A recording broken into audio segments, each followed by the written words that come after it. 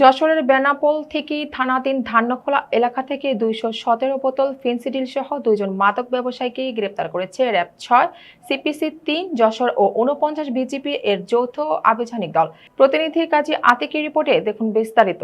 RAB forces নিয়মিত মামলার আসামিসহ বিভিন্ন মেয়াদে সাজাপ্রাপ্ত ও ওয়ারেন্টভুক্ত আসামিদের গ্রেপ্তার, অস্ত্রধারী সন্ত্রাসী ও মাদক কারবারি গ্রেপ্তার এবং বিভিন্ন চাঞ্চল্যকর হত্যা ও ধর্ষণের মতো ঘটনায় জড়িত অপরাধীদের আইনের আওতায় আনয়নের ক্ষেত্রে অগ্রণী ভূমিকা পালন করে আসছে।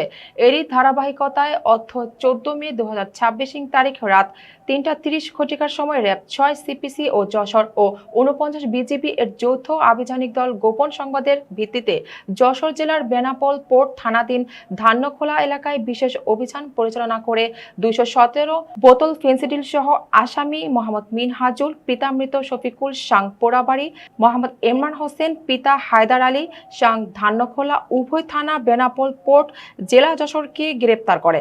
উদ্ধারকৃত ২১৭ বোতল ফেন্সিডিল উপস্থিত সাক্ষীদের সম্মুখে বিধি মোতাবেক জব্দ করা হয়।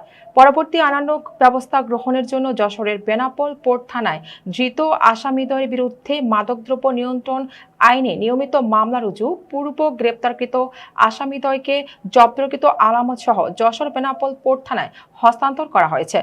মেজর এটিএম ফজলে রাব্বি প্রিন্স কোম্পানি কমান্ডার সিপিএস-৩ যশোর জানান, র‍্যাব দেশের আইন শৃঙ্খলা রক্ষা এবং অবৈধ অস্ত্র ও মাদক উদ্ধারে নিয়মিত অভিযান অব্যাহত রাখবে।